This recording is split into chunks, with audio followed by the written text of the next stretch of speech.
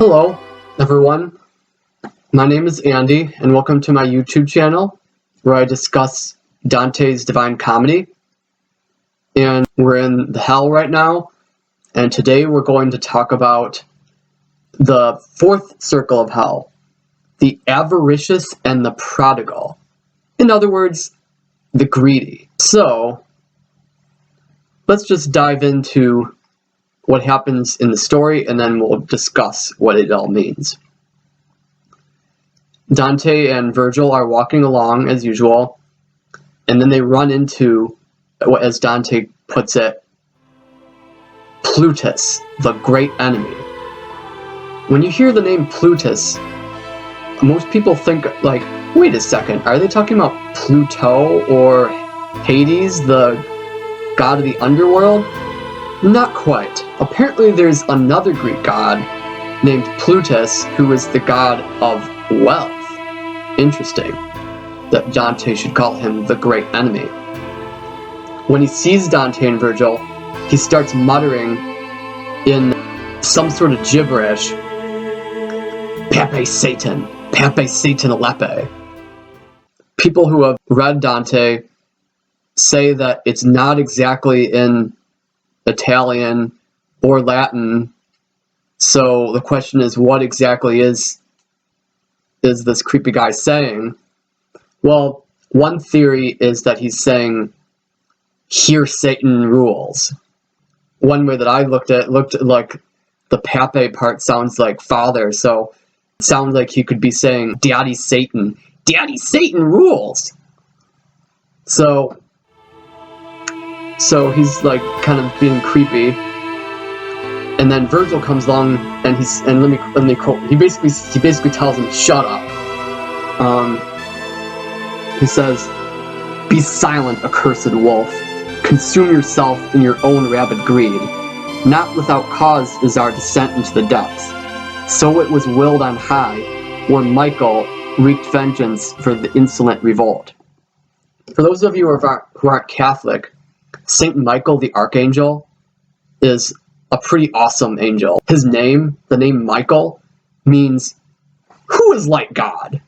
Satan says to Adam and Eve, when you eat this fruit, you will become like God. And Saint Michael flies in the face of that when he says, who is like God? So basically, Virgil's saying, Saint Michael, the Archangel, slayer of demons, has triumphed over you, so shut up, leave us alone. And in response, he just kind of shrivels away. He gets afraid, and then he just leaves them alone. So then they continue to see the actual people. You could say that Plutus is kind of like the guardian of the greedy circle, just like Cerberus is the guardian of the gluttonous circle. So then Dante looks down and he sees groups of people hauling all around like big heavy bags of money. And it's kind of hard to picture, but there's two halves of the circle. They're running in opposite directions.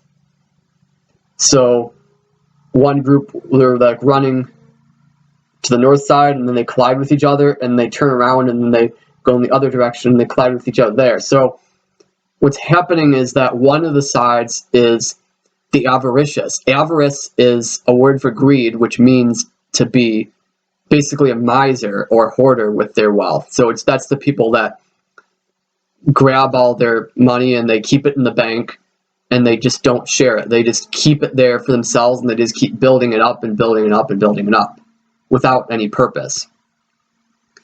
The prodigal, that's the other word, is kind of another form of greed. And if you're familiar with the Bible, Jesus has the parable of the prodigal son, which is about a young man who he wastes his father's inheritance. So the prodigal are the people who are basically spendthrifts. They spend all their money and they become totally destitute. So you have these two groups of greedy people at odds with each other. You have the hoarders saying, why are you squandering all your money? Like, what the heck, what's wrong with you? And then the other group, that's the spendthrifts, they're saying to the miserly people, they're saying, well, why are you hoarding all this money? Like, so basically they're accusing each other of the sin, but they're not taking ownership of their own sin. And they never will, because it's hell. Because that's the definition of hell, is that you've given yourself over to this. So the greedy people just have grabbed all this money. And then Dante makes this remark that takes me off guard when I first saw it.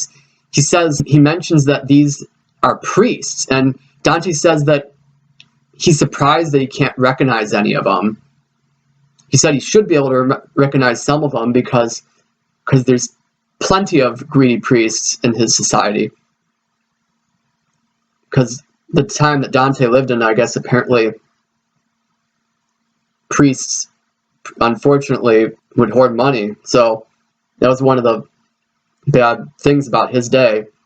And hopefully, at least I'd like to think that most priests in our day and age aren't greedy like that, although you hear stories of people who are anti-Catholic saying, oh, the church is hoarding money. But I would say that it's mostly, if there's like a problem, it's like sexual scandals that are the issue, more so than the money. But anyways, apparently most of these people that are there are priests, and he's like, he can't figure out why he doesn't recognize any of them.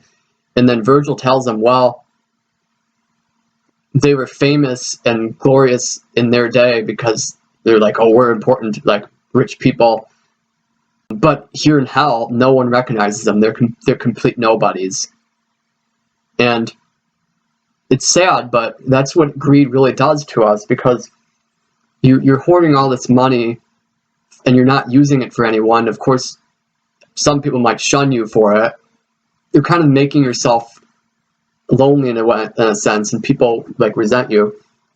And then if you go the other way and you're squandering all your money, you kind of become destitute, and then your friends don't want to be around you because you're just taking advantage of them. So it's a natural consequence of being greedy. And then Virgil tells about the nature of fortune, and he talks about fortune as if she's a woman, and he explains that fortune is a very beautiful woman and good woman. She bestows her blessings upon some people, and people hate her for it because people get jealous. Some people are more fortunate, like, oh, this person is more fortunate than me, so I hate them for it, you know? People get jealous. They covet wealth. But Virgil explains that fortune in and of herself, there's nothing wrong with her. And God blesses her. We have to remember that God gives and he takes away. Anytime he can get rid of all my money and let me be poor, he could give some poor person money and bring them out of the hole. So it really, like, nothing on this earth belongs to any of us. So that's really like what the extent of what Dante is saying. I'd like to add a little bit of my 2 cents, though, about how we view wealth in our society. And unfortunately, a lot of people have made to say that, like, if you're rich, then therefore it makes you an evil hoarder. But that's not necessarily true. There are plenty of generous rich people out there, and rich people are good for society because they help get other people jobs. If you're like a socialist and you believe that the government should be handling that, well, the problem with that is that the government is very impersonal and cold, and they're all controlling. So in a socialist government, it really ends up making everyone poor because no one wants to try hard to work for their wages. Because the people, say engineers like me, we would be working for the same pay as like a dishwasher. And so then, and it would make engineers be like, okay, well, we're getting paid the same as a dishwasher. A dishwasher's job is easy, so we don't really have to work that hard. So then shoddy engineering would make buildings be really crappy, and cars for that matter for those car engineers. So everything would be crappy, and then everyone would be poor. So really what the answer is to the problem of greed is generosity in a Christian sense, because it's all about free will and giving. If the government is taking all the money and dispensing it to everyone, it's not the same as Christian charity. Christian charity is giving out of one's own expense and out one's own free will. So much different than a government just equally dispensing it everywhere. And there's nothing wrong with welfare as long as it can help some people that are really destitute, but the problem with welfare is when it gets to the point where it's not just a temporary thing anymore. It's like people just live their whole lives just getting welfare from the government, and that's not what welfare is designed to do. Welfare is supposed to be something temporary to help someone in the transition period where they don't have a job and they need to get a job. But there should be more expectation that that person is looking for a job. Anyways, that's just my thoughts about it, because really some people like to think that Catholicism is compatible with socialism, but it really isn't. People like to say, oh, there's the verse in the Bible where when the disciples in the book of Acts, they lived and they shared their possessions in common, and they like to say, oh, well, that's like communism, but it's really not at all. Because in that situation, they're all united under the love of Christ, not in an impersonal government. It's okay under Christ because people are giving freely from their hearts. And they truly care about other people, and that's why they're giving their stuff to share. So it's completely different. So, the moral of the story is don't hoard all the money, but also don't be wasteful of money too. There are poor people in the world who are actually greedy. People who take advantage of welfare when they don't even need it. They're just saying, well, I'm just going to be lazy. I don't need to get a job. I can just live off this welfare money, and I just want to keep doing it. Even though I don't have to, I'm just going to take advantage of the system and just live off of it. It's really being unfair to society.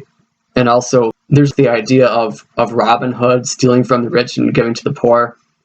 Well, that does not, unfortunately, even though Robin Hood's seen as a hero, morally speaking, is the ends does not justify the means in that sense.